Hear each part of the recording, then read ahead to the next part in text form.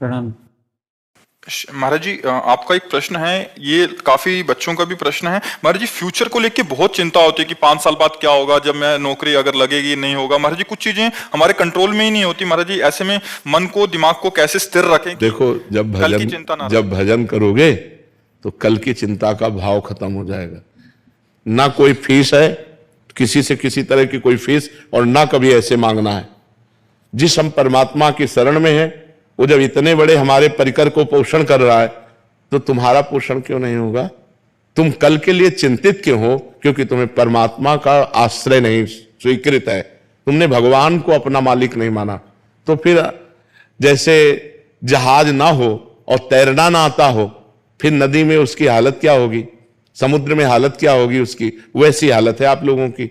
ना तो आपके अंदर ज्ञान है और ना भगवान का भरोसा है, तो अब ओवर थिंकिंग, भूत भविष्य काल का चिंतन, ये आपको तो परेशान करेगा ही करेगा। हम कहते हैं राधा राधा नाम जप करो और भगवान के आश्रित रहो, जब तक ब्याह न हो तब तक ब्रह्मचर्य से रहो। देखो आपका अंदर से क्या ज्ञान प्रकट होता है, एकदम आनंदित रहोगे बच्चा, एकदम आनंदित रहोगे। हमारी बात मान लो, अगर हम भगवान के सहारे हैं तो हम आपको बार बार कहते हैं किसी भी बात की कमी नहीं है और किसी को चिंता नहीं। इनको इसलिए चिंता नहीं कि महाराज जी बैठे हैं, हमको इसलिए चिंता नहीं कि भगवान है। सब एक दूसरे के आश्रित होकर भगवान का आश्रय ला, किसी को कोई चिंता नहीं।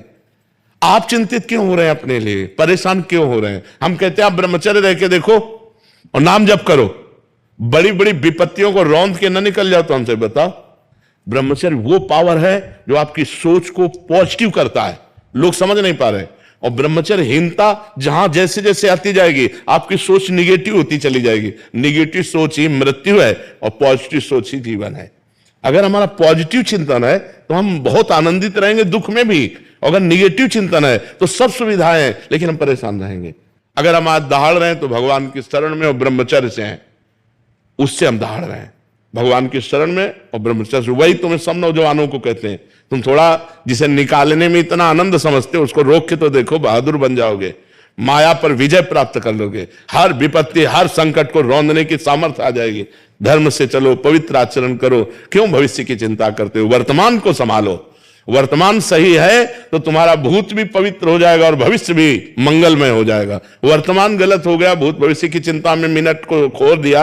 अगर इस मिनट में राधा बोलते, कृष्ण बोलते, हरि बोलते और पवित्र चिंतन करते तो तुम्हारा भविष्य भी ठीक हो जाता और तुम्हारा पूर्व जो बीता हुआ है वो भी अच्छा हो जाता।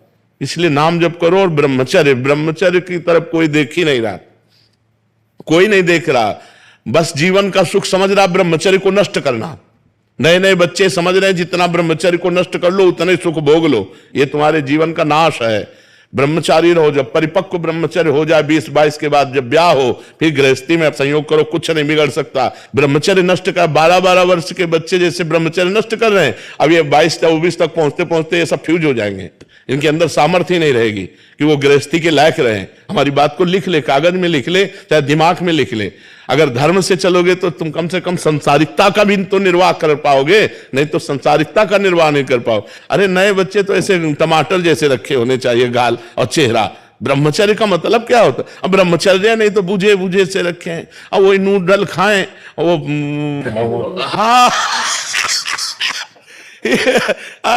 हाँ 1 लीटर 1.5 लीटर मठा पी के 4 मोटी रोटी खाकर दंड बैठक मार के किसान आदमी जो है मेहनत, अब ये मोमोज खाकर अब भोजन सही नहीं है, आचरण सही नहीं है, तो विचार कहां से पवित्र और सही आ जाएंगे? ये कभी आनंदित होते हो?